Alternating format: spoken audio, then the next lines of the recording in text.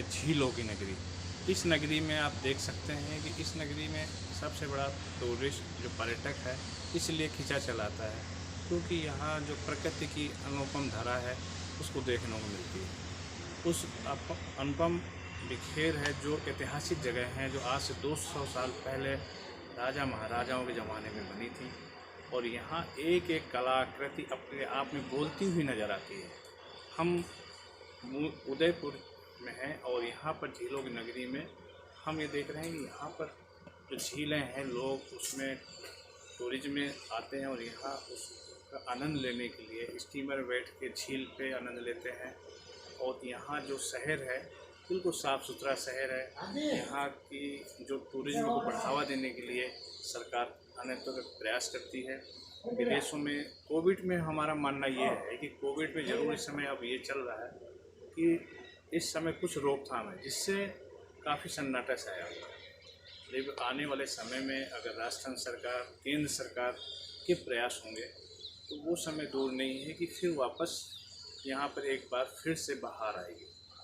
अब देखना ये होगा कि क्या ये इसी तरह रहेगा या आने वाले समय में वापस लोगों को रोज़गार की सुविधाएं बढ़ेंगी और पर्यटक यहाँ पर आएगा।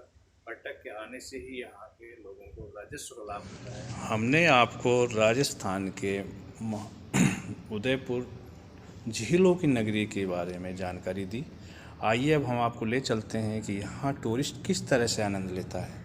आप देख रहे होंगे कि इसमें स्टीपर पे बैठ के झीलों की नगरी जो विश्वविख्यात है यहाँ लोग आनंद लेने आते हैं।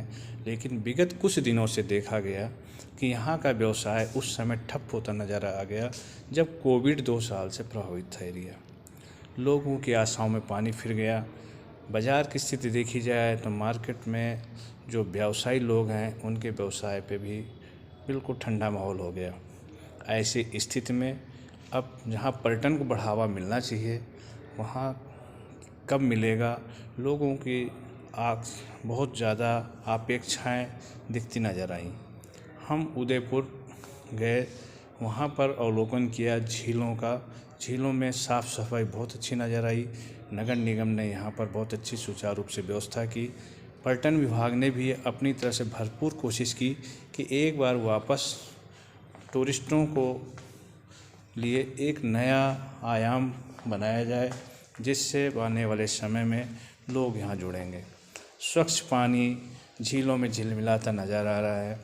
स्टीमर में बैठ के परिवार और युवा वर्ग, महिलाएं, पुरुष, बच्चे सब अभी आनंद ले रहे हैं। चूँकि आज दिसंबर का पहला दिन है और आज से दिसंबर में कुछ मौसम में एक नया परिवर्तन देखने को मिला है। एक तरफ मौसम का आनंद, दूसरी तरफ लुभावनी झील अब लोगों को खींचती नज़र आ रही है। उदयपुर में अब हम देख सकते हैं कि टूरिस्ट प्लेस जो है यहाँ पर बिल्कुल सुनसान नज़र आ रहा है, जबकि किसी समय में यहाँ पर पर्यटकों का हमेशा बढ़ावा इतना मिलता था कि यहाँ काफ़ी पर्यटक रहते थे और वो यहाँ नज़र आते थे। उदयपुर के इतिहास की बात की जाए, महाराणा प्रताप के वंशज और मीराबाई का इतिहास, हांडी रानी का इतिहास अपने आप में दिखता हुआ यहाँ झलकियाँ नज़र आती हैं। आज हम यहाँ की जो कलाकृतियों के विषय में जानें तो कलाकृतियाँ कितना समय दिया जाए उतना समय कम है।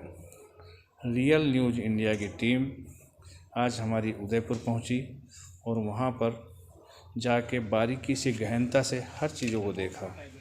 हमारा प्रयास ये है कि दर्शकों को अधिक से अधिक इसका लाभ मिले और उदयपुर में आके वो जो है छुट्टियों का आनंद लें।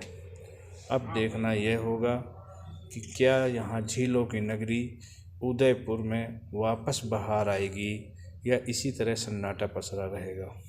एक तरफ केंद्र सरकार, राज्य सरकार की कोविड गाइडलाइन की जो नए दिशा निर्देश जारी हुए हैं उनकी पालना के लिए जिला प्रशासन एवं यहाँ की स्थानीय प्रशासन को सख्त निर्देश दिए गए हैं। किसी भी तरह बिना मास्क के कोई नहीं आए। और सैनिटाइज का उपयोग करें। अभी कोरोना थमा नहीं है, अभी खतरे के बादल मंडराए हुए हैं। अब हम इस विषय में जब लोगों से जानने के लिए मौके पहुँचे तो वहाँ लोगों की जहाँ मायूसी नज़र आती है तो कुछ लोगों को खुशियाँ भी दिखती हैं। आप देख सकते हैं कि यहाँ पर कबूतरों को लोग बच्चे दाना खिलाते हैं, कहीं वहाँ बैठ के आनंद से कुछ क्षण बिताते हैं, जिससे उनको बड़ी स्फूर्ति और आनंद मिलता है। उदयपुर अपने आप में विश्वविख्यात वो जगह है जो राजस्थान में विशेष तौर पे इस बात के लिए पहचाना जाता है कि यहाँ पर झीलों का बहुत आयाम है और झीलों में लोग आनंद लेते हैं। देख सकते हैं आप, होटल है, टूरिज्म है, अन्य चीज़ें हैं, वो सब चीज़ें यहाँ नज़र आती हैं।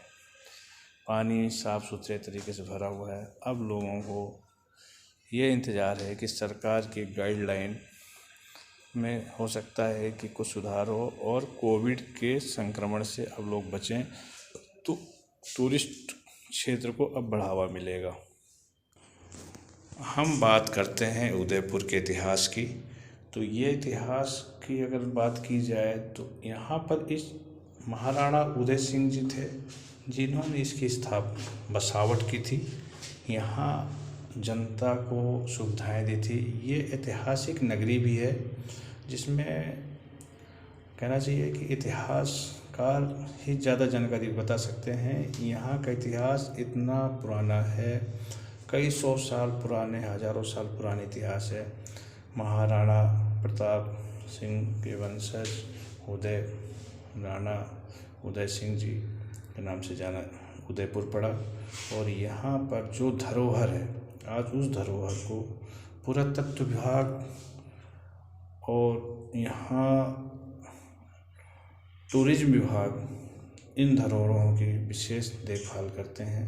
और यहाँ पर आप देख सकते हैं कि झील इतना साफ पानी जिसमें देखा जा सकता है, बिल्कुल अनोखा, एकदम साफ सुथरा नज़र आता है, जिसमें टूरिस्ट नहीं रुक पाते, अपने आप को नहीं रोक पाते हैं और वो स्टीमर में बैठ के पूरे झील का आनंद लेते हैं। यहाँ चारों तरफ रेस्टोरेंट, होटल भी बने हुए हैं, बीच पानी में महल भी बने हुए हैं।